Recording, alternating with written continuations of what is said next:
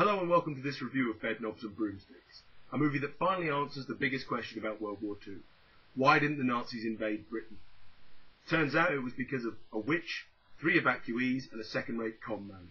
Bedknobs and Broomsticks is a 1971 Walt Disney production film set in 1940 Britain. It follows the exploits of Miss Eglantine Price, played by Angela Lansbury, who is an apprentice witch, and the 3 evacuees she's forced to take in, Charlie, Carrie and Paul. Charlie and Carrie aren't too annoying, but Paul is played by possibly the worst actor this side of Jake Lloyd, who played Anakin Skywalker in The Phantom Menace. Well, at least their accents are more convincing than Bert from Mary Poppins. The film's opening credits feature a Bayeux Tapestry-style rundown of the plot, with pretty much all of the cinematic moments portrayed. Since it doesn't really explain what's going on, it can't be called a spoiler, but it does drag on. And we immediately run into the 2 main problems of this film. First, there are about a dozen named secondary characters, all with vague hints at a personality and plot, but not enough to really make a mark on the viewer. The 2 biggest examples of this are Mrs. Hobday, who's the postmistress and local busybody, and Mr. Jelk, the priest. I don't really know what he's in this movie for. There's some vague hints that he wants Miss Price's house, but no indication of how he hopes to get it. Since this movie is over 2 hours long, it was always cut down for TV, and in every edit I've seen, he's more or less cut out completely. The second big problem is the pacing. The first half hour is hellishly slow, and really all that happens is that Miss Price takes the kids in against her will. It's revealed to both them and the audience that she's a witch, and the kids try to blackmail her to stop them telling anyone about it. There are a few sections that lead on to plot in the future, such as the fact that Miss Price is studying to become a witch at the Correspondence College of Witchcraft, headmastered by Professor Emilius Brown, and that she can't remember spells and needs to have them written down, as well as the fact the kids are orphans, but there's so much fluff in this it's nearly missed. By the way, now might be a good time to start keeping a counter of all the crimes committed by the darling children in this film. In response to the blackmailing attempt, Miss Price turns Charlie into a rabbit. Seems fair enough to me. He did dare her to do it after all. But as soon as the spell wears off, she changes her mind and decides to give the kids a travelling spell to seal the pact. This requires something that can be turned, and the only thing the kids have on them is a bedknob stolen from upstairs. Not that Miss Price minds that the little buggers have stolen from her, of course. As soon as this is done, the priest turns up again with a letter from Professor Brown, explaining that the college has been shut due to the war effort, and Miss Price won't be receiving the last spell, the one she was really interested in. She's obviously upset about this and decides she has to go and see the professor immediately. And instead of taking the 5 minutes it would take to make her own travelling spell item, she decides to beg Paul to let her use the bedknob instead. Paul agrees and they head up to the bed, but Charlie says he doesn't believe this spell will work. Bear in mind, he saw a witch flying on a broomstick last night. In any case, this shallow pretext is all it takes for Miss Price to burst into song about the age of not believing. You're at the age of not believing, and worst of all, you doubt yourself. After another pointless moment where they forget to tell the bed where to go, they're off, including Charlie, who jumps onto the bed to avoid the cat. Where is the college based? London! Of course, because everybody knows there's no other cities in England. Shortly after arriving, the kids find Professor Brown, played by David Tomlinson, walking by with his name conveniently plastered on the case he's carrying. They follow him and find out he's actually just a second-rate magician and a con man. He, of course, sings a song about conning people while conning them. Thank you. Thank you. This song is usually cut out of TV edits as well. Miss Price turns up and confronts him about the closure of the school. He tries to escape and is turned into a rabbit for his troubles. Once the spell wears off, he reveals that he is stunned that the spells work, considering he thought they were just nonsense words from an old book. But he's impressed enough by the display of magic to invite them back to his townhouse for lunch. At this point, we briefly see the bizarre sense of time in this movie.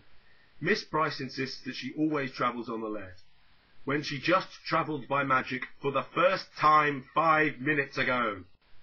They arrive at the townhouse only to find that it doesn't actually belong to Professor Brown. He's just squatting in it. The actual owners having left because of an unexploded bomb in the yard. After some more filler as they eat, the kids go off to explore the house, while Price and Brown discuss the missing spell, substitutionary locomotion. A spell that gives inanimate objects the ability to move. They move into the library, and Mr. Brown tries to convince Miss Price to join him in show business. How does he do this, I hear you cry? Through a song, of course. Let us strike a bargain. You possess a gift, but I can speak the jargon that will give your gift the needed lift. Meanwhile, the children have been playing Goldilocks up in the nursery, and Paul comes across a book called The Isle of Naboombu. I really wish this wasn't as important as it's going to be.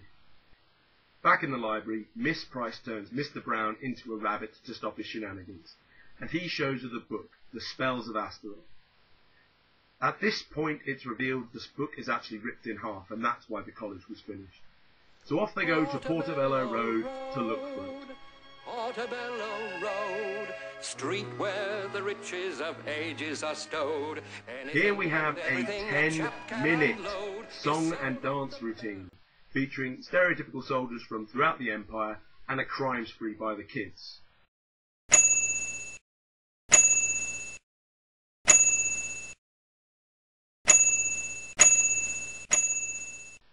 And seriously, these are the whitest Indians I've ever seen. Oh, and look, Scottish soldiers. In kilts, of course. And they're doing Highland dancing.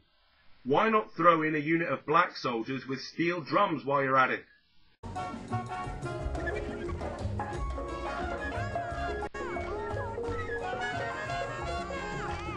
Moving on! They're taken to see a man called the Bookman. Yes, his name is the Bookman, who has the other half of the book they're looking for. And in a massive plot dump, it's revealed the spell they're looking for isn't in the book at all, but is in fact on the Star of Astaroth. We also find out that in the last years of his life, Astaroth was searching for a spell to make animals more like humans on the Isle of Naboombu. Yeah, from the kids' book. After Paul opens his stupid mouth and there's a bit of threatening going on, they escape on the bed.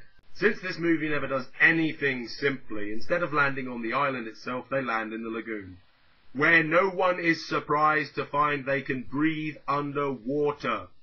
Can you guess where this is leading? Yep, another song and dance routine. Bobbing along on the bottom of the beautiful briny sea. Oh, and incidentally, they had to design a new rig to allow the actors the 3D movement for this scene. All the previous rigs allowed was a forward somersault. After that silliness, they're hauled up onto the island by a bear who's fishing in the lagoon. He tells them there's no peopling allowed on the island, but Paul's book of the plot, strangely undamaged after having been underwater, tells them that anybody can go and see the king, so off they go. It turns out the king is having some trouble finding a referee for the soccer match, and Mr. Brown volunteers. And yes, despite the fact that all the humans are from England, and that the animals have been on this island since the 17th century at the earliest, they all refer to it as soccer rather than football. In fact, it's only called football once. Now listen, America, I know your version of football is a game mostly involving your hands, but in most of the rest of the world, soccer is football. So the match happens and mostly involves Professor Brown being set on fire, trampled half a dozen times, and trying to steal the Star of Astaroth from round the neck of the king, while animals bounce the ball like a basketball rather than kick it. You know, I've just figured out what this is. It's not a movie at all, it's just a series of set pieces strung together. The Disney writers must have just got everyone to write a set piece, taken the best ones, and tried to make a story out of it. I'd say it was marketed to the ADD crowd, but the first half an hour is so slow you've already lost them. After the match, Mr. Brown successfully steals the star, and they escape. Mr. Brown indulging in some casual sexism on the way. I'll keep it. Women always lose things.